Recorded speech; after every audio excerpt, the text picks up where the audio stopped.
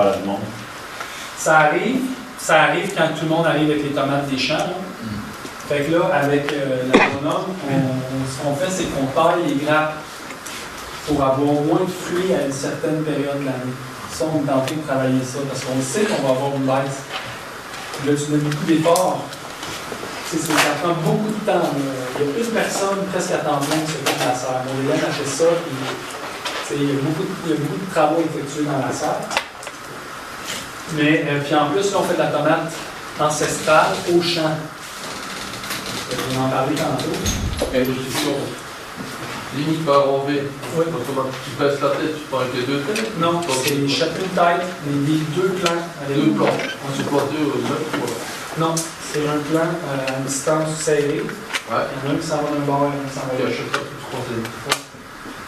La même chose avec les concombres. On a intensifié notre production de concombres. Juste d'apprendre à les tracer et savoir de compter le nombre de fruits par nœud, puis de calculer ça. C'est des techniques de base en production de serre, puis c'est pas si compliqué à apprendre, mais ça change tout. Parce que là, nous autres, du concombre, nous, on en sort là, du concombre, c'est incroyable. Encore là, c'est un exemple de, au lieu de faire plus de concombre en champ, on en fait moins, on a concentré la surface, on a appris les techniques. Okay? C'est marrant. Excuse-moi, j'ai encore une question par rapport aux tomates. Tu arrives à étirer ta production jusqu'à quelle période? En théorie, on pourrait produire longtemps. Parce que toi, du coup, tu n'as pas le facteur limitant du mildiou. Le fait de greffer tes plants, ça t'empêche d'avoir le mildiou en fin de saison? Non, parce que tu greffes tes plants, tu n'auras pas de maladie de sol. Mais tout ce qui est maladie aérienne, ça, tu n'es pas plus prémonisé ou moins. Nous autres, qu'est-ce qu'on fait pour ne pas avoir de maladie de mildiou? C'est qu'on chauffe la serre, même en été. Comme le matin, là, à 5 h du matin, la chaudière part. Puis on ouvre les ouvertures de côté. Pour pas qu'il y ait de l'humidité. Pour là, on sort l'humidité. Puis là, au début, ça nous a pris du temps avant de. Parce que c'est contre-intuitif, là, tu chauffes en été, là, tu prends du gaz naturel. Mais en même temps, c'est ça que ça prend pour que la culture elle soit pérenne longtemps. Puis nos plants restent beaux du début jusqu'à la fin, juste parce qu'on les sèche continuellement. Et donc, tu arrêtes quand la culture? Ben là, tu sais, quand les marchés finissent, on a trop de tomates, puis là, tranquillement, là, on s'en va vers la fin. Fait que, habituellement, fin octobre, là, on arrache les plants. Ben, si on voulait continuer plus, là, si on faisait des paniers d'hiver, puis si on faisait 20, 25, 26, 30 semaines de livraison, on pourrait continuer à avoir des tomates. Parce que les plants sont super bien partis, sont en santé, sont beaux, sont encore pleins de fruits. Mais c'est ça, on n'a plus de marché en ce moment-là. Fait qu'on les arrache. Est-ce que tu transformes tant soit peu? Il n'y a pas de transformation. Pourquoi? Parce que il y a un certain nombre d'heures dans une journée, puis là, on a de la misère à concilier tout ça. Habituellement, les tomates, on va en amener, puis on va en donner beaucoup aussi à nos partenaires. D'ailleurs, une petite parenthèse comme ça, je ne sais pas si c'est la même expérience avec vous, mais pour les paniers, nous autres, on ne va jamais mettre dans les paniers des trucs en surplus, comme mettons des courgettes, là, quand ça nous sort par les oreilles, on ne va pas les mettre dans les paniers. On va juste les amener, puis on va écrire à donner. Parce qu'il y en a qu'on s'est rendu compte que dans nos commentaires après saison, quand ils jettent des légumes, les gens, là, ils se sentent vraiment coupables. Parce que là, ils savent que ça vient de chez nous, puis là, pour eux, là, c'est un petit trésor. Ils ouvrent le panier, là, ils sont comme, waouh, les légumes, puis là, quand ils les jettent, ils se sentent mal. Fait que ça, on ne veut pas. Fait que là, quand on sait qu'on a trop de légumes, on les met à donner, puis là, les gens qui en veulent beaucoup, ils les prennent. Avant, on en donnait trop, les gens les jetaient, puis le retour qu'on avait, c'est que on pensait qu'on partageait l'abondance, mais en fait, c'est pas ça que les gens voulaient. Ils ne voulaient pas jeter. Fait qu'on va finir sur ces histoires-là, juste pour dire les concombres, comment on les réussit. Parce que dans nos tunnels, c'est pas chauffé, puis on a des concombres début juin. Fait que, ce qu'on fait, c'est que les plants, on les part comme on ferait d'habitude, on les transplante dans des gros pots. On va garder plus longtemps dans la pépinière chauffée. Là, c'est des gros plants. Pendant ce temps-là, on va installer un polythène de serre, un plastique de serre translucide sur le sol dans la serre pour chauffer le sol. Chauffer le sol un bon 2 semaines, 2-3 semaines. Pendant ce temps-là, le plant, il prend plus. Il devient plus gros. Puis là, on transplante des gros plants dans Puis 4 semaines plus tard, ils vont commencer à donner des concombre. Ça, je mets cette photo-là parce que souvent on entend dire ah, ça se repique pas des dents de concombre. Mais ça se repique. Ça fait des années qu'on fait ça. C'est le concombre, c'est pas le nom. Non, c'est pas bon. J'ai même connu d'autres gens qui faisaient ça encore dans des plus gros pots. Puis là, quand c'était le temps, là c'était un petit peu moins que vous, là, mais quand c'était le temps de transplanter, ils faisaient juste couper le fond, puis là, ils mettaient la chaudière carrément dans le trou. Que la culture a continué sa croissance comme ça. Donc, il existe plein de façons là, de forcer les choses. Puis, on arrête, on s'étire, on continue. Ok, alors pour le dîner, vous avez des petits pains ici. Ah, parce qu'il est là. Ce que j'aimerais qu'on se passe avant de reprendre les explications sur les choses, c'est qu'on va faire 3 groupes. Il va y avoir un premier groupe qui va aller avec Paul. Il va y avoir un deuxième groupe qui va aller avec Stéphane. Puis un troisième groupe qui va aller avec Marc en arrière. Puis j'aimerais que tout le monde en groupe, vous allez parler l'un après l'autre pour dire qu'est-ce que ce matin vous avez retenu, qu'est-ce qui a été pour vous un élément intéressant, important, une question. Et vous allez faire un tour de table ensemble entre vous. Il va y avoir ces 3 messieurs-là qui vont rapporter ça. Et puis après, il va y avoir un partage de ce qui a été dit, ce qui en sort. Ça va?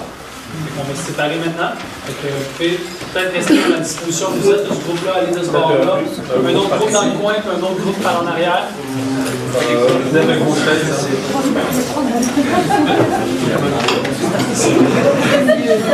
Mais c'est pas mieux que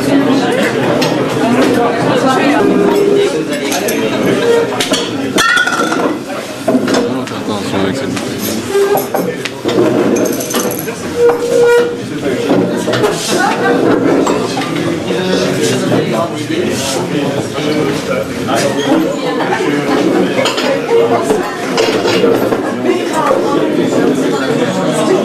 La méthode expliquée par Jean-Martin et puis les questions qui voulaient continuer à approfondir avec lui. Essentiellement, ça tourne autour de la planche permanente, c'est quand même ça dont il a parlé en première partie.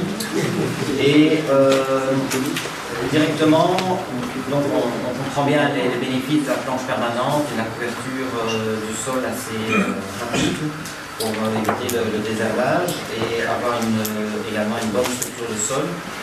Mais on vient rapidement avec des questions. Des expériences aussi, donc certains ont mis quasiment du BRF, la taille de bois vert dans les sentiers et s'en trouvent très bien, mais comment ça va évoluer.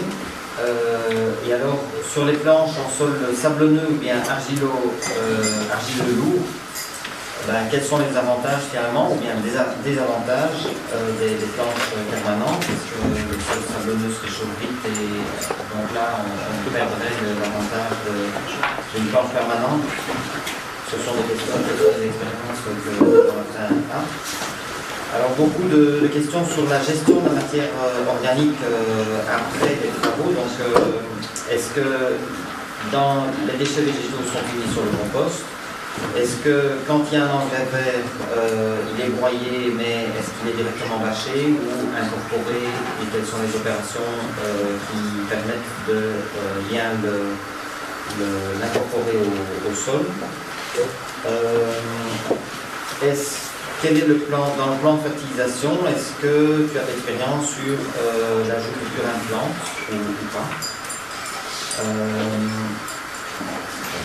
Donc voilà, ça c'est c'est l'ensemble des questions relatives à l'avantage planche permanente.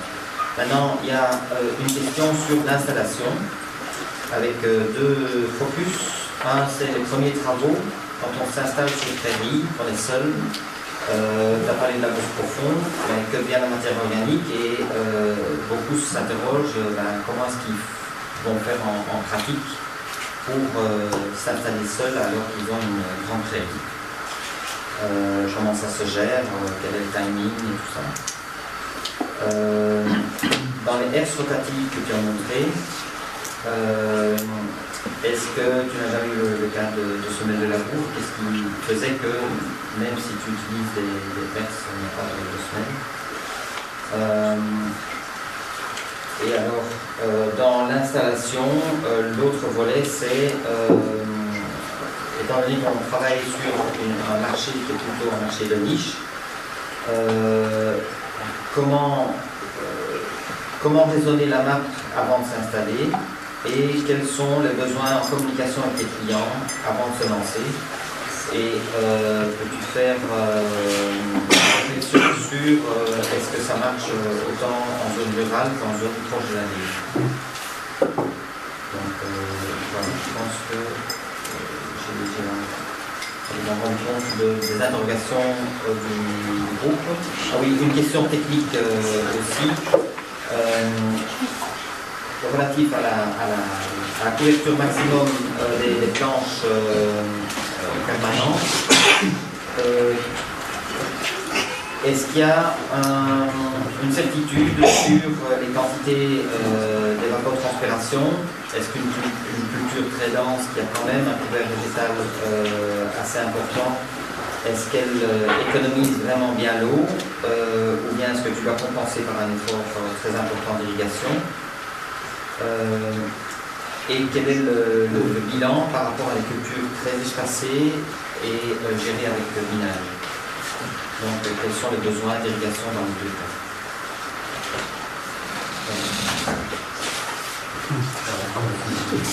Vous avez d'autres questions qui ont été présentées à qui écrit, si on peut passer.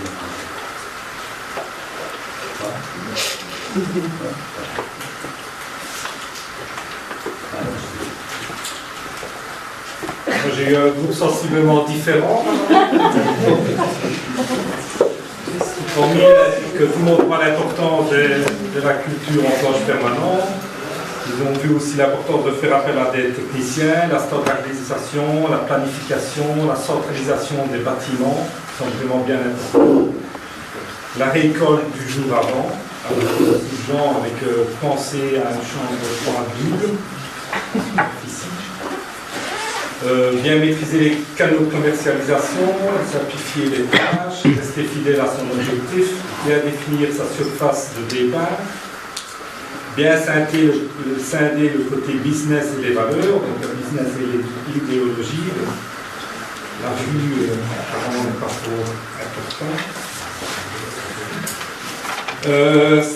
Aussi, ce qui interpelle, c'est de pouvoir dire stop au client après 21 semaines de vente, d'avoir le même prix toute la saison. Alors, ici, ce qu'il demandait, c'est voir ce que tu vends et voir ce que tu revends. Donc, ils ont aussi vu que l'optimisation est importante, l'espace de la culture serrée. Il s'interpelle sur le fait que tu ne mesures pas spécialement ton quota temps, donc la performance de l'efficacité du quota temps n'est pas calculée apparemment. La qualité de ta production fait revenir ta clientèle, donc ça c'est quelque chose qui les a bien marqués. Du frais, pas de conservation. Évidemment, avoir une bonne qualité des sols et l'analyse en labo. Donc là, ils se demandaient si tu étais certifié bio, si tu étais contrôlé. Alors, y a-t-il une diminution des carences pendant les vacances, juillet-août? Parce que même si c'est des maraîchers, ils aiment peut-être prendre des vacances en juillet-août. Dans les 45% de ta marge nette, tu as dit que c'était hors salaire, il se demande si tu comptes ton salaire et celui de Maud et Hélène dedans. Il se rend compte aussi qu'il y a une différence du prix du marché au Québec par rapport à notre prix. Il faudra vraiment diviser par deux. Il se demande si c'est vraiment indispensable le motoculteur. Une question importante, c'est qu'il se demande si tu respectes ton plan théorique par rapport à ton plan pratique. Ton plan de culture théorique par rapport à ton plan pratique. Est-ce que tu respectes vraiment à la lettre ton plan théorique quand tu mets les choses en place? Ils ont entendu qu'apparemment il y aurait un taux d'humus important, 15 à 16%. Est-ce que c'est juste? Est-ce que c'est vrai? Est-ce que ce n'est pas trop? La première année, tu as expliqué que tu avais détruit la prairie avec un apport direct important de compost sans tenir, aurais-tu tenu compte du taux existant. Il se demande aussi ce que tu appelles vermicompost, d'où vient-il? Est-ce que c'est facile à trouver? Le prix? On peut dire que c'est un petit peu différent. Là, il se demandait pourquoi le choix d'un ouvrier temps plein plutôt que de diminuer ta surface et de rester à travailler juste en couple. Il va y avoir 2 femmes près de lui. Alors aussi une autre question, vu que tu t'es renseigné pour voir si tu pouvais acheter les terrains voisins, n'y a-t-il pas une volonté cachée de s'agrandir sans passer avec des tracteurs? Le groupe était bien différent. Et il se demandait aussi si tu connais l'équivalent d'un maraîcher comme toi en Belgique ou en France, parce que tu viens quand même de loin, au Québec. Surtout ce connaissant que tu as écrit un super bouquin. Ils disent qu'il y a peut-être quelqu'un qui fait la même chose que toi. Et alors, est-ce que ton projet sans fidélisation de famille est-il envisageable? Et aussi, quelle est la part de revenus entre les marchés et les paniers? Si tu as un problème dans la production, vers où vas-tu mettre ta production? Plus vite vers les paniers ou plus vite vers les marchés? Voilà, si j'ai passé des choses.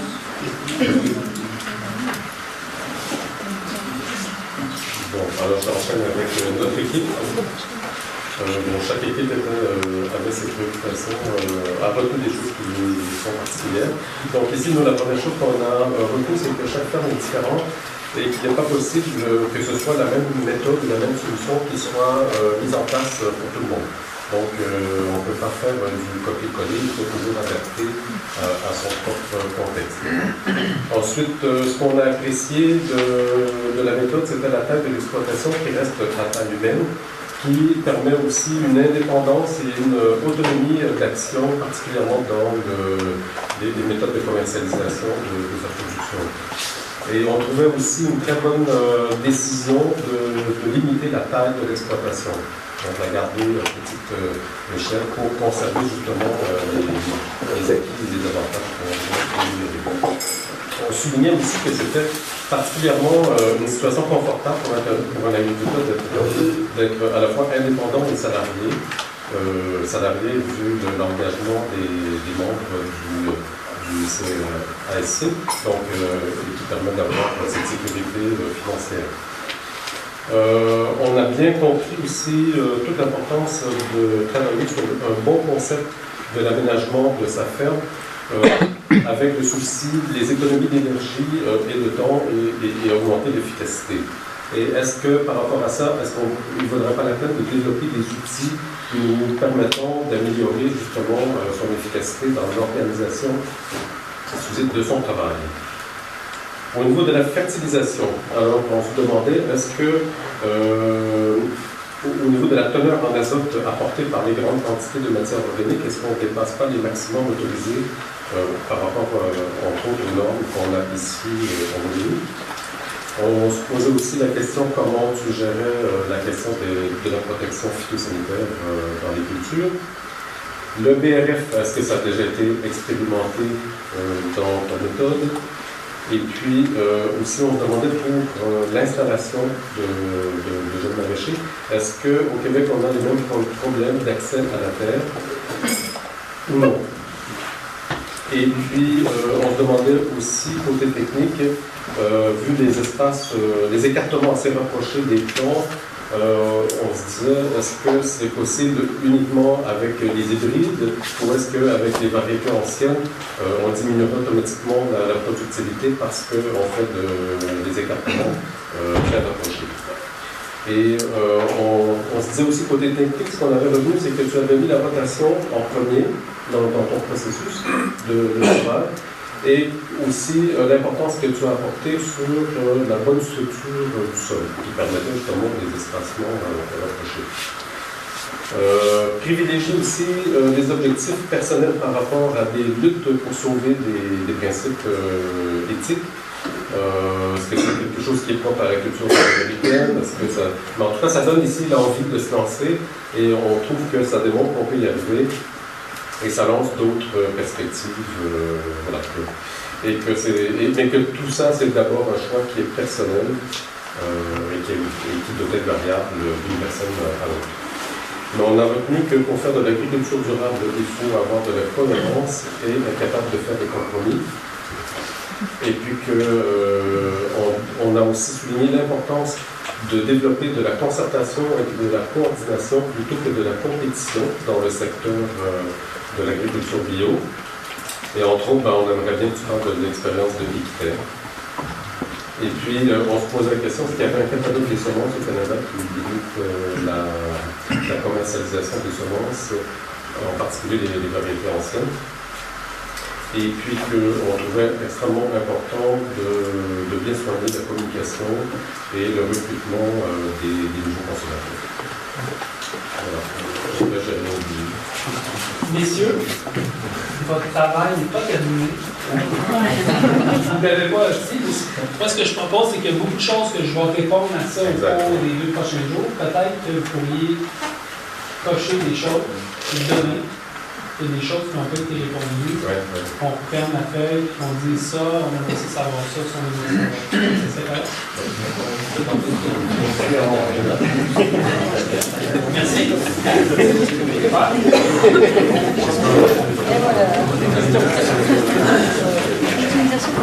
OK. Donc, moi, ce que je retiens de cet exercice-là, c'est que d'une part, je sens aussi qu'en fait des formations, c'est important que les gens puissent parler, parce que vous êtes à écouter ma salade. Puis je vous répète que moi, l'objectif quand je viens ici, c'est pas de vous montrer comment je suis bon et comment on est performant. C'est pour vous de voir quel élément dans ce que je présente qui peut vous être utile dans votre quotidien. Parce que la réalité d'un maraîcher, c'est qu'on travaille fort. Puis ça ne veut pas dire qu'on est rentable, puis on peut mettre bien des efforts, puis etc. Tous les petits éléments qui peuvent vous rendre la vie juste un peu plus facile, je trouve que ça, c'est déjà ça de gagner. Après ça, pour ceux qui ne sont pas en maraîchage, qui pensent peut-être un jour de s'installer, ben, quand on regarde le concept d'une façon plus théorique, le modèle, comme on dit, là, ben, il y a des éléments là-dedans, je pense que c'est des bonnes réflexions à avoir quand on commence à penser à du maraîchage. Rapidement, je ne sais pas si c'est super bon de prendre des notes. Oui, je certifie bio depuis le début. C'est par choix pas idéologique parce que la certification, je n'y crois plus beaucoup. Mais il y a trop de monde dans les marchés qui disent qu'ils sont presque bio. J'entends ça tout le temps, là, ça m'énerve au bout. Ça met beaucoup de confusion chez les clients. Fait que là, à un moment donné, on se dit, oui, on est bio, on est certifié. Ça me permet d'aller voir l'autre et de dire, hey, regarde, arrête de dire que tu es presque bio, là. Tu t'en mets juste un peu, puis les pommes, ça se fait pas sans ça. Fait que bon, un peu pour ça. Après ça, le 45% la marge, ça, c'est notre salaire. C'est moi qui j'appelle ça une marge, mais en fait, parce que quand tu es en entreprise, c'est pas un salaire, c'est un bénéfice d'entreprise. Donc le bénéfice, c'est 45% environ du chiffre d'affaires. J'aime pas beaucoup ça, parler de mes ventes, parce que côté imposition, tout ça, j'ai pas une transparence parfaite. Donc, vous voyez ce que je veux dire?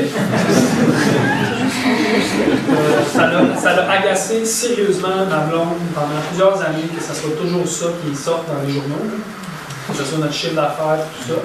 Mais en même temps, j'ai toujours pensé que si on ne parlait pas de notre chiffre d'affaires, ça donnait à quoi dire que la façon qu'on travaille, c'est performant. En ligne, ça revient à ça. Aux États-Unis, au Canada, on ne calcule pas la production en tonnes, ni on calcule ça en chiffre d'affaires, puis en marge, comme dans pas mal tous les autres business. Les ouvriers. Les ouvriers. Pourquoi on n'a pas juste moi et elle? Mais des fois, on se pose cette question-là. Là, la ferme, elle a pris un volet un peu pédagogique depuis quelques années. Donc, on accueille déjà beaucoup de monde, puis il y a beaucoup de monde qui aimerait ça venir à la ferme. Puis ça fait que souvent, il manque de travail.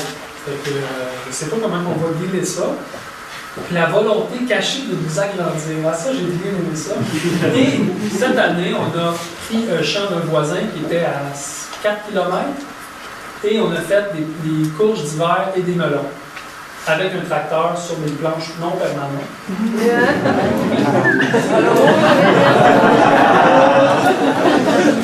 Alors, les courges d'hiver et des melons, c'est deux cultures vraiment pas rentables. C'est deux cultures qui ont des immenses ramifications, qui prennent beaucoup de temps au champ, qui ne donnent pas beaucoup de revenus par exactement toutes les raisons pour lesquelles je ne les faisais pas. Et sur une prairie qu'on a rotocultée, qu'on a façonnée, qu'on n'a fait aucun travaux préventifs pour les mauvaises herbes, donc on a été envahi par les mauvaises herbes, qu'on n'a pas été capable d'aller désherber à temps parce que c'était à 5 km, donc c'était loin de nos yeux, loin de nos actions. Tout ce que je prêche, on est allé faire le contraire chez notre voisin, mais c'est parce que Maud-Hélène voulait faire ça.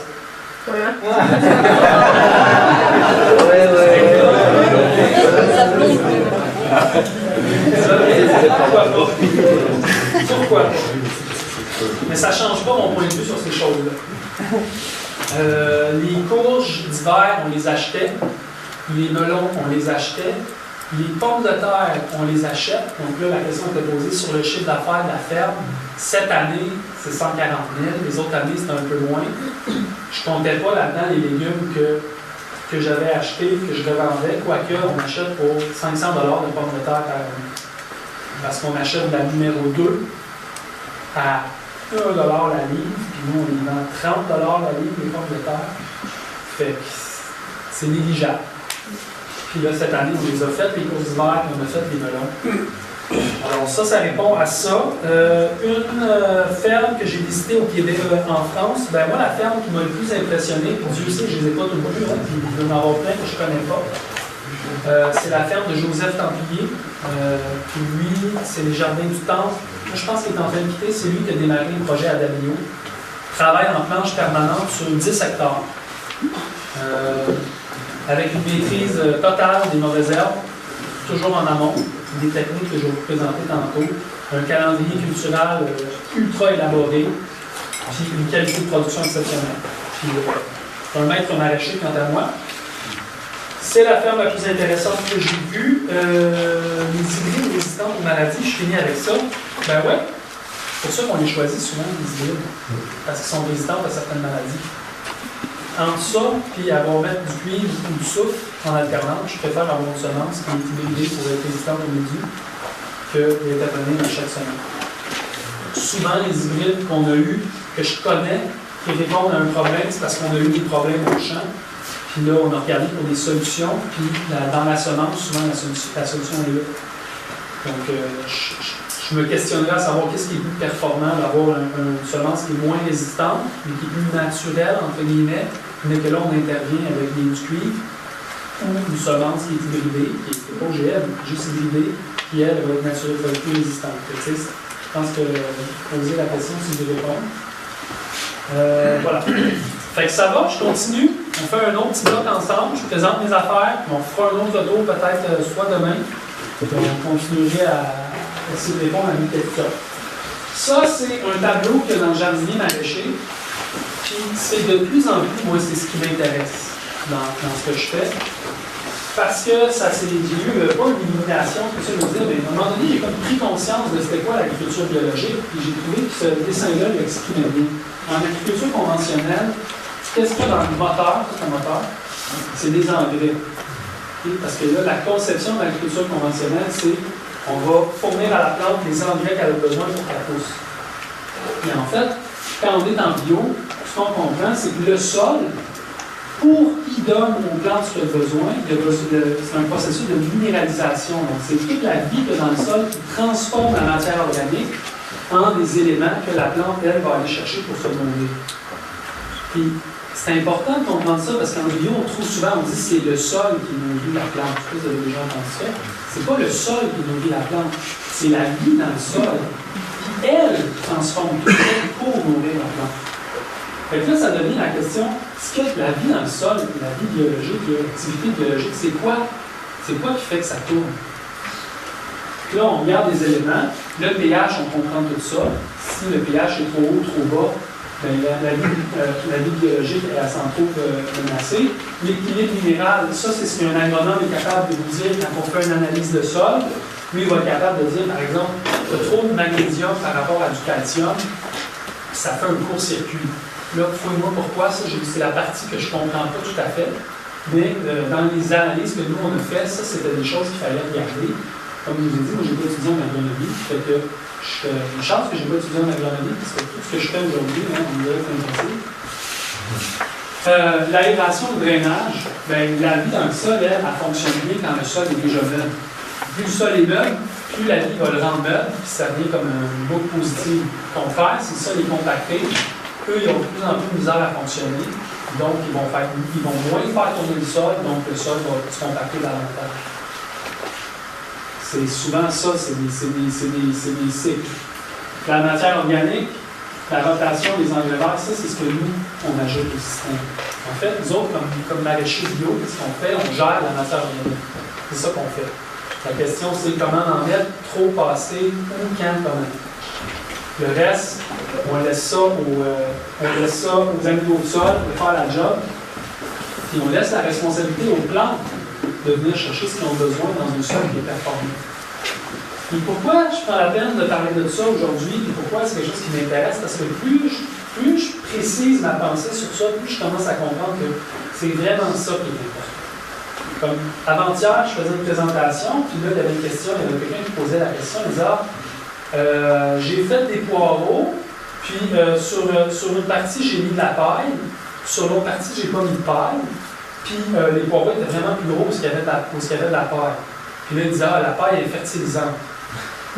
C'est sa conception de ça, parce qu'il voyait un sol. Je disais non, la paille, qu'est-ce qu'elle fait, elle agit comme couvre-sol, elle garde l'humidité, elle fait que ta vie dans le sol est bien plus performante en dessous de la paille, donc elle a libéré les éléments qu'il fallait pour que ton poireau puisse vivre.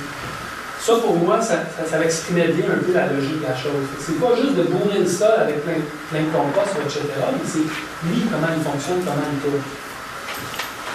Je ne sais pas si c'est clair, je ne sais pas si ça fait du sens pour vous autres. Moi, ça fait beaucoup de sens. À part avoir raison, et je me trompe sur ces choses-là, ça se peut.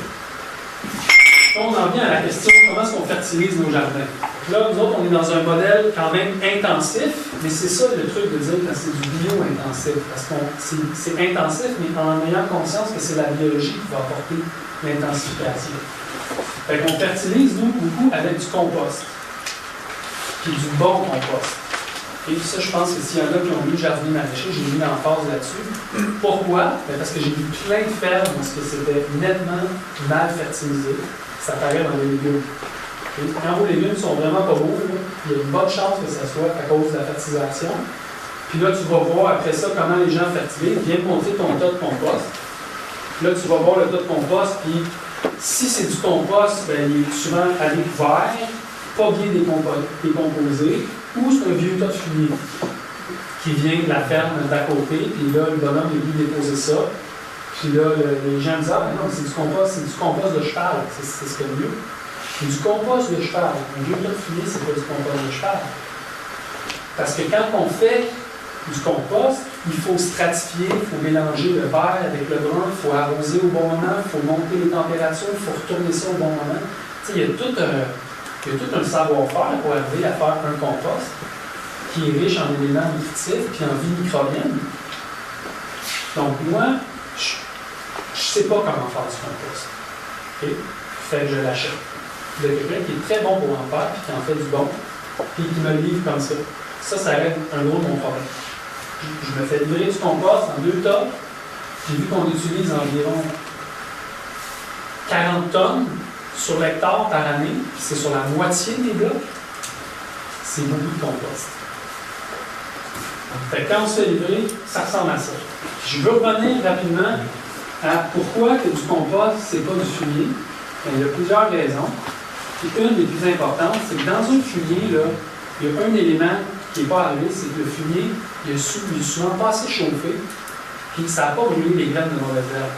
Quand tu mets du fumier dans ton champ, tu es en train d'importer des mauvaises herbes d'un autre champ. Puis si à un moment donné, tu veux arriver à maîtriser tes mauvaises herbes, c'est une bonne idée d'arrêter d'en rajouter. Le compost, lui, il fait ça.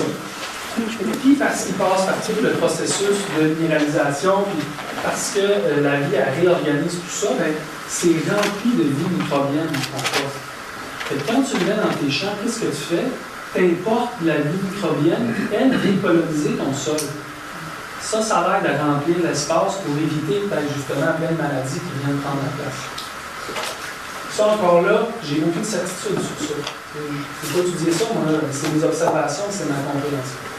Apprendre ou à laisser. Puis le compost, l'autre chose, ben, c'est qu'il ne peut pas vraiment être remplacé par des engrais verts. Parce que le compost, il fait deux choses. Il permet d'ajouter de la matière organique et de la matière fertilisante. La matière organique, c'est important, c'est ça qui vient structurer le sol. Fait que ça fait les deux. Puis le compost, dernière chose, je ne vais pas radoter, mais ce qui est bien, c'est que c'est le seul amendement que tu peux rajouter dans le sol que la matière fertilisante, elle va rester plus qu'une année.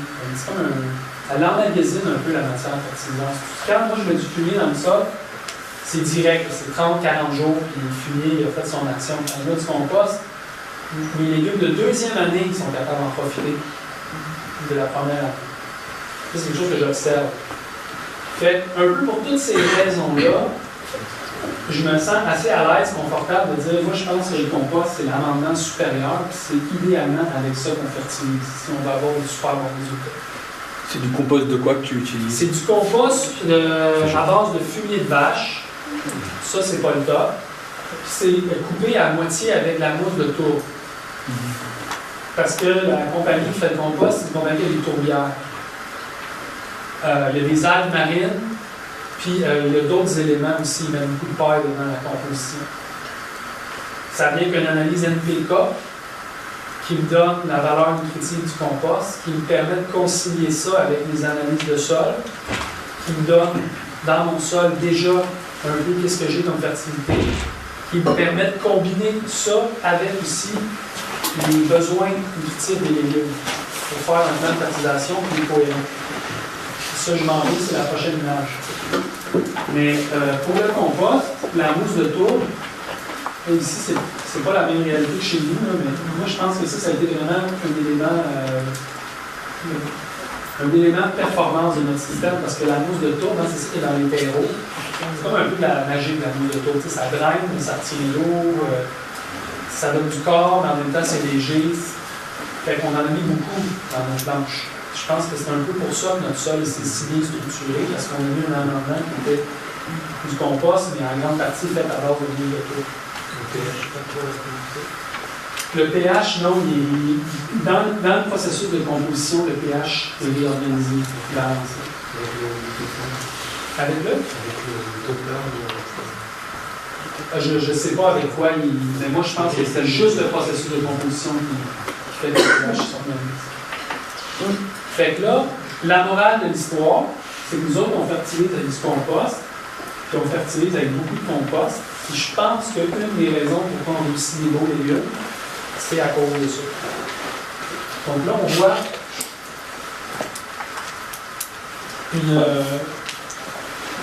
le plan de fertilisation original, celui avec lequel on est démarré.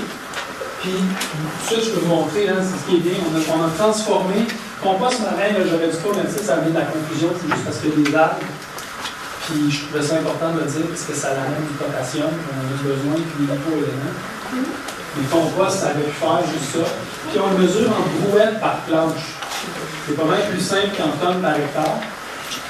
Fait qu'on voit que dans notre plan de fertilisation, on va utiliser du fumier et du compost pour les légumes exigeants. Vous vous souvenez, là, je vous montrais dans la rotation, il y avait 5 familles de légumes exigeants. C'est eux qui avaient le compost à chaque année. Bien, eux sont toujours fertilisés avec ces deux amendements-là au même moment. Sur ma planche, je vais mettre le compost, je vais mettre le fumier, je vais incorporer ça au sol, puis après ça, je vais planter ou transplanter les légumes. Pourquoi les deux? Bien, parce que les deux, ils agissent comme à deux niveaux. Le compost, ce qui est super intéressant avec ça, comme je vous l'ai dit, c'est que ça emmagasine la matière fertilisante en plus de structurer le sol. Et ça, c'est ce que tu veux. Mais le fumier, lui, il agit rapidement, surtout avec de l'azote. Il y a beaucoup de légumes que ce qu'ils veulent en début de croissance, c'est d'avoir de l'azote pour faire leur feuillage. Le meilleur exemple de ça, c'est si tu veux avoir des beaux brocolis, une belle tête de brocoli, ben, il faut que ta plante elle développe un super beau feuillage, elle va capter plus de lumière. Puis après ça, quand elle là, ça va prendre plus que 30 jours, elle va développer ça. Puis là, après ça, le plant est capable d'aller chercher dans le compost tout ce qu'il a besoin. Il a comme eu besoin d'azote au début. Fait que de lui donner les deux, ça fait une bonne combinaison. Dans les sols froids, comme c'est le cas au Québec au printemps, quand je parlais du moteur tantôt, là, il y a un élément que je n'ai pas mentionné, c'est la chaleur. S'il ne fait pas assez chaud, la vie biologique n'est pas activée, ça ne tourne pas, donc ça ne minéralise pas, donc ça ne fertilise pas. Donc la chaleur, c'est un élément important. Les fumiers, eux, le fumier de volaille comme ça, c'est du fumier de poule séché, ça n'a pas besoin de tout être minéralisé. C'est comme un engrais qui est soluble à la limite. Fait que là, dans les sols froids, au début, quand que le sol n'est pas super réveillé, pas bien performant, les plantes peuvent aller chercher l'azote et éventuellement aller chercher le complément dans le compost. Ça, ce plan de fertilisation-là, là, tous les maraîchers avec qui j'ai commencé, qui aujourd'hui sont tous grossis, là, il y a juste moi qui est resté petit, c'est tout avec ça qu'ils ont parti, c'est un bon plan de fertilisation. Fait que, je ne dis pas que vous devriez l'adopter, je n'ai pas le droit d'ailleurs, mais vous devez vous fier là-dessus pour avoir des résultats quant à moi. Après ça, c'est peut-être d'ajuster à votre œil, avec vos observations. Donc, oui. Donc, les oignons, on ne met pas de compost. C'est drôle, là, je mets le compost à la fin. Pour suivre ma rotation, là, dans ce bloc-là, il y avait du compost. Je ne le mets pas au début, je le mets à la fin. Puis les légumes peu exigeants, ça, c'est les légumes de la culte, c'est toujours les 5 blocs qui viennent suivre les légumes exigeants. Eux autres, je mets juste du fumier de volaille. C'est assez.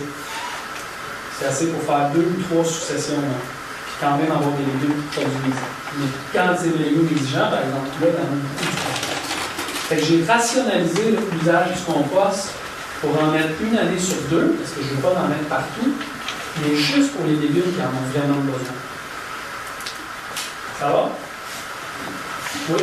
La mousse de tour, c'est des choses qu'on trouve facilement. Chez nous, oui. Et si on ne trouve pas ça facilement? Je sais pas. Ici, c'est très controversé parce que justement, on est en train d'éliminer toutes les tourbières en Pologne, etc. Et donc, voilà, c'est pas une bonne idée ici. Ouais. Ouais, chez nous, au Québec, c'est assez différent. Là. On est quand même, c'est des vastes territoires, etc. Je pense que c'est un bon cas où la substitution est de mise. Comme madame vient de dire que c'est pas une bonne idée d'utiliser la mousse de tourbe pour des raisons éthiques. Écologiques, éthiques. Ben, éthique aussi, si c'est écrit en Pologne. Il n'y en a plus, enfin voilà. OK, oui, mais ça détruit le paysage, puis etc. Bon, mais là, l'idée avec ça, pour moi, mon point de vue, c'est de se dire, OK, la mousse de tourbe, quel élément qu'elle amenait dans notre système qui était positif, et si je ne veux pas l'utiliser, par quoi je peux la substituer? Parce que si on fait juste dire, j'utilise pas ça, puis tu ne remplaces pas les bénéfices que ça peut apporter, bien là, tu n'avances pas. Fait que là, la question se pose, par quoi que ça peut être remplacé? Justement, là, je me pose la question, un compost uniquement de végétaux, est-ce que ça peut être utilisé à la place? Moi, c'est pas une réponse, c'est plutôt une autre question. On avait eu l'occasion de faire, il y a un ans, un profil de sol. On analysait le sol avec M. Hérodi, je ne sais pas si vous avez entendu parler de lui. Ça coûte cher son laboratoire, lui. Pardon? Ça coûte cher son laboratoire. Oui, mais il expliquait que c'était une ferme maraîchère, il expliquait que pour lui c'était un problème l'accumulation du terreau, donc c'était même pas la tourbe en but de fertiliser, hein, c'était simplement les mottes qui à la longue le terreau qui s'accumule, parce qu'il disait que c'était une substance qui n'était pas favorable à la vie. Ouais. Il y a plein de gens qui disent plein d'affaires. Hein? Et Hérodi, c'est quelqu'un qui est très connu, très scientifique, très pointu sur ces questions-là. Moi, ma compréhension de ça, c'est que nous, on a fertilisé pendant 5-6 ans avec ces quantités-là de compost. Puis notre sol, il est passé de 4% de taux de matière organique à 10%. C'est beaucoup, là. Un sol à 10% de matière organique, c'est considérable. Qu'aujourd'hui, même si je rajoute du compost, il y a déjà tellement de matière fertilisante dans mon sol que j'étais bien plus intelligent de juste le faire tourner. d'essayer de ne pas toujours en rajouter, mais de faire que ma vie elle tourne. Fait que là, j'ai diminué mes doses, puis à la limite, j'ai remplacé mon compost par du vermicompost, qui est beaucoup moins structurant, puis qui est plus fertilisant. Et mon sol est quand même riche, il est quand même bien structuré. Et je pense que de tous les livres que j'ai lus, moi, de bio-intensif, il y a toujours cette idée-là de bâtir son sol. Fait que, ça. Puis quand je regarde les lots Coleman qui disent que ça fait 30 ans que ces taux de matière organique sont tellement élevés que les analyses de sol, ils disent même plus les chiffres, là, ça les fait dire. Et que lui, il voit la qualité des légumes. J'ai pas de réponse, hein? J'ai pas de réponse à ça. Le désherbage, tu laisses. Quand tu bines, tu laisses. Ben, on va le voir. On va tout passer. Puis aussi, l'idée que, vu qu'on travaille en planche permanente, ben, si on part avec un sol très argileux, sais-tu si farfelu que ça de ramasser, mettre, je sais pas, 10 brouettes par 30 mètres de sable sur l'argile, ou de mettre de l'argile dans une planche, ou de mettre de la mousse de tourbe, ou de mettre des feuilles, ou de mettre. Pourquoi ça se fait en jardinage? Pourquoi ça se fait pas à une plus grosse échelle? Quand on travaille en planche permanente, un des grands bénéfices, je vous l'ai dit ce matin, c'est qu'on peut concentrer la surface que soit l'amendement. Ça fait du sens que tu peux en mettre, puis à un moment donné, tu peux voir que ça va changer, que tu vas avoir un sol qui est beaucoup plus performant que ce que tu avais au début. Ça, je ne l'ai jamais fait. Fait que c'est difficile pour moi de dire oui, faites ça, rajouter du sable ou rajouter de l'argile, mais je sais que ça se fait ailleurs, puis je l'ai vu mes yeux aussi, des jardins qui étaient. On disait, mon Dieu, mais tu sais, à force de les avoir amendés, la qualité du terreau est super intéressante, c'est un sol qui est neuf. Je pense que c'est un des gros avantages de travailler sur des petites surfaces. On peut penser à modifier pas la caractéristique primaire du sol, un sol argileux va toujours rester argileux. Mais c'est pas parce que tu es parti avec un argile lourde que dans 5 ans, tu ne peux pas avoir un sol qui est vraiment plus performant. J'aime ça, répéter les histoires d'Eliot Coleman, parce que bon, chacun ses histoires, mais lui aussi, il est parti avec un sol détruit, c'était une forêt de son cap de roche. Il a réussi à faire quelque chose de super performant en rajoutant du compost. Voilà. Question sur ça? On continue. Ça, c'est comme ça qu'on applique le compost sur la ferme. Donc, rien de bien scientifique. Puis, c'est aussi une étape de la saison, parce qu'à chaque année, vous m'avez entendu souvent parler d'efficacité.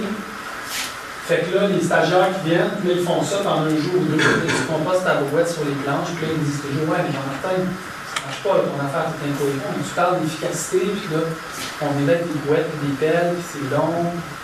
Tu devrais trouver un petit épandeur affilié, puis ça va bien plus vite. Là, je me dis toujours, OK, ça c'est parce que c'est des stagiaires. Parce que là, comprenez, si déjà je me trouve des épandeurs affiliés, un épandeur affilié de cet embarquement-là, ça va être un coup de chance. Et mettons, là, je m'en fais fabriquer un, qui est neuf en plus. Ça va me prendre un tracteur, c'est tout ça. Puis si je veux vraiment être efficace, je vais avoir aussi un autre tracteur avec une pelle pour pouvoir le remplir. Fait que là, ça va être un peu compliqué de tourner en bout de rang, mais mettons que je rapetisse un petit peu mes planches pour que ça aille un peu mieux. Puis là, ben, le tracteur, il risque de péter quand c'est le temps de faire ça, parce que tu ne vas pas m'acheter 2 tracteurs neufs quand même. Fait que là, je vais être en train de réparer des tracteurs, d'entretenir 2 moteurs, finalement, pour sauver quoi, là? C'est les 2 jours d'ouvrage. Plus des stagiaires. Engager quelqu'un, un jeune homme qui ne fait pas de job à 10$ de l'heure, pour faire ça, puis nous prend finalement pas une semaine de travail. Fait tout ça pour vous expliquer que des fois, on cherche à trouver des solutions à quelque chose qui n'est pas un problème. Je ne perds pas tant que ça avec ça. Je considère que la pelle et la brouette en 2013, c'est quand même une technologie efficace pour les membres du compost. C'est bon. Une fois qu'on a mis le compost, on va passer avec la herse pour le mélanger au sol. J'ai peut-être, je m'en souviens pas, j'ai peut-être mis du fumier aussi à ce moment-là. Puis la herse, elle va bientôt tomber la planche puis mélanger le compost au sol. Au niveau du travail, comme ça sur le côté, c'est déjà bien. Oui, il est bien dit parce que ça, c'est motorisé. Tu fais juste te promener avec, tu ne forces pas. Ça. Évidemment, tu ne veux pas vider dans ta planche, rien d'être préparé. Donc, ça a été conçu comme ça. Le tas de fumier, genre le tas de compost, évidemment toujours couvert. Si vous ne couvrez pas votre compost, votre fumier va vous fertiliser avec pas grand-chose. Il faut vraiment le garder. Puis moi, c'est le fun, il arrive, il est chaud en plus. Fait que souvent, dans mon printemps, j'arrive, là, je mets du compost chaud dans mes plantes, ça les réchauffe, ça fait une différence, je suis sûr de ça. Fait que je le garde couvert. Ça, c'est une photo d'un profil de sol qu'on a fait avec Sophie, l'agronome qui me suit depuis l'année dernière. On a fait ça cet été ou l'été d'avant, je m'en souviens plus. Et on voit là, que sur un petit peu plus que 30 cm, on n'a plus d'horizon. C'était pas comme ça avant. Puis ça, c'est parce que je pense qu'on n'a pas retourné le sol depuis tout ce temps-là, puis éventuellement, il y a quelque chose de vraiment bien qui s'est installé. Fait qu'on rajoute du compost, mais en surface, puis ça percole, on dirait, jusque dans le fond. Ça, je ne sais pas pourquoi, mais j'ai l'impression qu'eux autres ont un rôle à jouer là-dedans. Parce qu'ils passent leur vie, eux autres, à se promener, puis à monter, puis à descendre. Fait que depuis quelques années, déjà, moi j'ai écrit Jardinier maraîcher en 2011. Depuis déjà quelques années, là, je commence à penser que la clé du système, c'est les vers de terre. La clé du non-travail du sol. Je veux dire, au lieu de remplacer, Claude Bourgnon, il parle de ça, remplacer le labo mécanique par le labo biologique. Puis Claude Bourgnon, là, qui, vous savez tous c'est qui peut-être? Il a écrit un livre très théâtral. Je ne suis pas d'accord avec tout ce qu'il raconte dans ses affaires, mais cette idée-là, elle me parle beaucoup, moi, de dire, est-ce que ça pourrait être la biologie dans le sol qui s'occupe de faire les travaux du sol, à la place que ce soit nous? Qu'est-ce qui arrive quand nous, on passe la ex, puis qu'est-ce qui arrive quand nous, on passe la charrue? Ben, peut-être que les autres, c'est pas trop leur tasse de thé. Quand on met des engrais, ça, c'est sûr que ça les fait fleurir. Fait que de plus en plus, moi, je commence à penser dans ce sens-là, puis là, ça me pousse à me diriger vers l'idée du non-travail du sol. Donc, c'est de ça que je vais vous parler un peu. La grainette, je trouve que dans cette idée-là, elle vient vraiment bien compléter. Elle me permet de venir travailler, d'aérer du sol en profondeur, mais sans le retourner, puis de m'assurer que les racines vont pouvoir descendre. Je ne la passe pas systématiquement avant chaque culture, mais pour toutes les racines qui ont soit, toutes les légumes qui ont un système racinaire profond ou qui c'est des racines, ben là, je vais passer la ligne. Avec la lunette, tu marches sur ta route à ce moment-là. Oui, mais le poids d'un homme sur une planche, c'est correct. Comme le poids du motoculteur aussi. Là.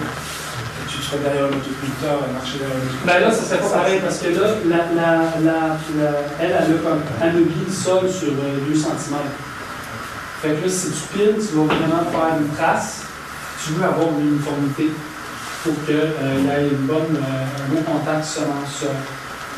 Est-ce que tu as jamais pensé à pratiquer un truc simplement pour que tes roues motoculteurs soient dans des santé? Question? Que c'est quand même 200-250 kg un motoculteur. Il y a quelqu'un qui a fait 2 ans chez nous, Timothée, puis il a démarré sa ferme, puis il va être à sa 3e année, avec de super bons résultats d'ailleurs. Et lui, c'était ça son idée. Fait que là, il a fait l'empattement, ça passe dans les passe-pieds, puis il parlait de ça, justement, il essaie de régler quelque chose qui n'est pas un problème, parce que ça ne compacte pas le motoculteur. Il faut que chacun fasse ses propres expériences. Je disais rien. Mais le problème avec ça, c'est que les planches là, chez nous ne sont pas toutes de la même hauteur. Fait que, tu sais, des fois ça va bien marcher, des fois ça va moins bien marcher. Il va falloir que tu ajustes ton équipement à chaque planche. Puis tu vas perdre du temps d'ajustement à chaque fois. Puis, tu sais, c'est fait ça d'une façon où est-ce que l'outil garde son équilibre. Tu sais, les poids sont proportionnés sur l'outil pour que ça garde. Tu sais, c'est pensé ces machines-là. Fait que là, quand tu commences à jouer et tout ça, je suis pas sûr que tous les équipements ils vont être aussi bien performants que si tu les laisses dans la main. Fait que moi, je n'ai jamais touché, mais j'ai pas de compaction dans tout ça. Peut-être que si c'est un argile hyper lourd, c'est différent, mais c'est pas.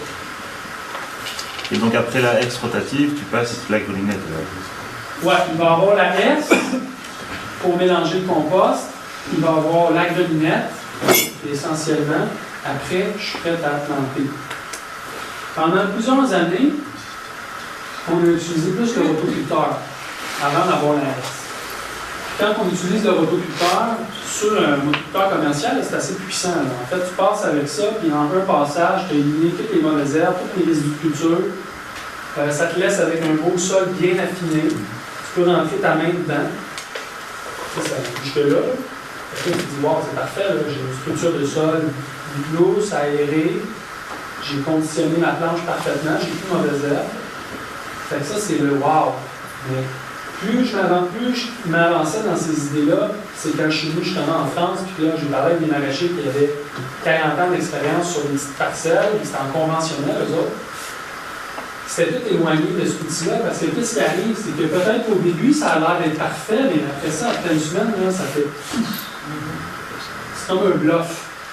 Parce que tu viens de passer toute ta gruminométrie, toute la structure, tu viens de la passer à la moulinette. Fait que d'un coup, c'est super beau, mais ça ne prend pas de temps que ça compacte. Si tu fais ça 2 fois par année dans un potager, c'est correct, il n'y a pas de problème.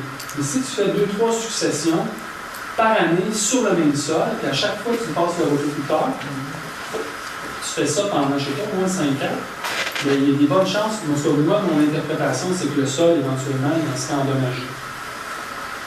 On parle aussi du nichage du sol. Ça, c'est un peu un incontournable avec le rotoculteur. Mais il y avait un autre élément qui commençait à me titiller encore plus, c'est que quand on passe le rotoculteur, on ramène des graines de mauvaises herbes en surface, tout le temps. C'est inévitable. Là, j'ai fait des tests chez nous sur des planches. On passait le rotoculteur, puis sur l'autre planche, on ne passait pas. Puis là, on regardait l'enherbement des deux, c'est considérable. Tu vois vraiment la différence. Fait que là, un peu pour toutes ces raisons-là, on a commencé à s'éloigner du rotoculteur. Puis en plus, les vers de terre, j'ai pas assez, on passe dans la moulinette, eux autres, ça ne les dérange pas trop. Fait qu'encore une fois, dans l'idée de la substitution, on dit est-ce qu'on pourrait quand même avoir les bénéfices de l'outil qui était de nettoyer les planches et de créer une bonne surface pour planter et transplanter. C'est là qu'on est tombé en gros sur la herse.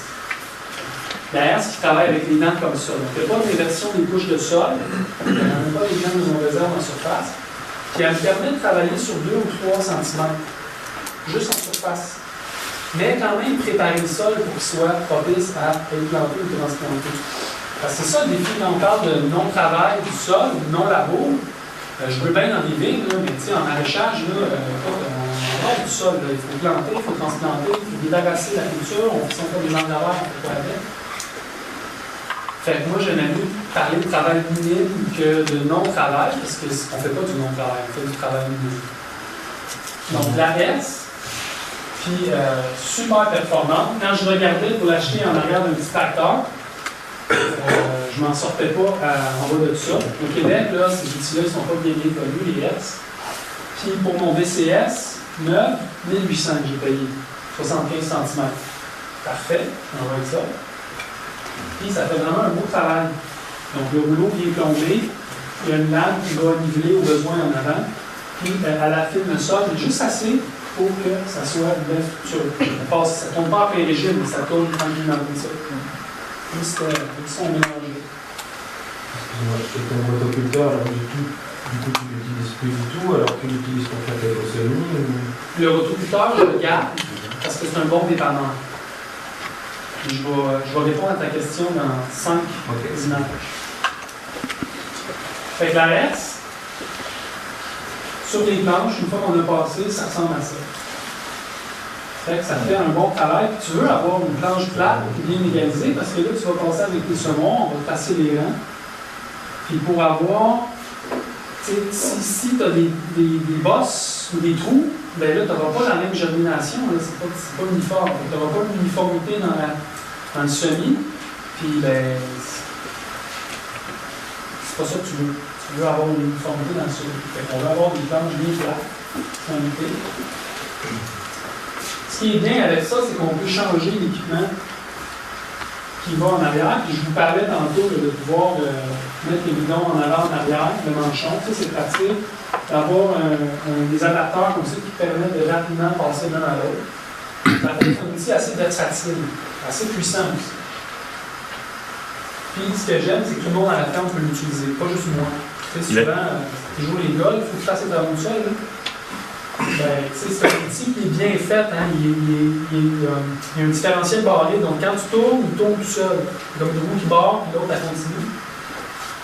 C'est pas comme les gros motoculteurs. En tout cas, ici, je pense que déjà, c'est mieux. Mais chez nous, les gens, c'était comme ça, ils ne connaissaient pas ça. C'était des grosses machines vraiment lourdes. Ça tire. C'est un outil qui est bien dimensionné pour travailler, justement, sur une blanche de 75 cm. Et il fait quelle puissance en chevaux? Je pense que c'est un 12 ou 15 forces, je m'en souviens pas. Ouais. Moi, dessus, j'ai aussi une souffleuse à neige, une génératrice. D'autres choses. Ils se vendent des charrettes à foin, tu peux tout mettre là-dessus. C'est vraiment incroyable. Donc, dans les serres, c'est pas très pratique pour préparer le sol, parce que le motoculteur est lourd quand même à tourner, puis ça ne tourne pas carré. Fait qu'on utilise ça. C'est une petite perceuse à. Comment on dit une grise? Une perceuse électrique sur un petit cultivateur qui travaille 2-3 cm, qui prépare, qui plombe le sol avec un petit clapet en arrière. Mais c'est pas révolutionnaire. Ça fonctionne dans les serres. Moi, j'ai un sol qualifié, ça va toujours quand avec une binette sur le bout, puis un bon coup de râteau, puis un rouleau tombeur pour faire un petit mon travail. Avant de continuer dans les travaux de sol, je te présente d'autres outils, parce que là, dans la séquence, des fois, il y a des engrèveurs. Puis, les engrèveurs, ça nous a pris plusieurs années à apprendre à travailler avec, parce que au début, quand on avait juste le rotoculteur, la fraise, le rotoculteur, une chose comme ça, ben, on les fauchait avec une tondeuse, puis là, ça faisait des grandes tignasses comme ça, puis là, ça faisait juste bouler dans le boîtier du rotoculteur, je n'arrivais même pas à les enfouir, ça faisait juste des motons.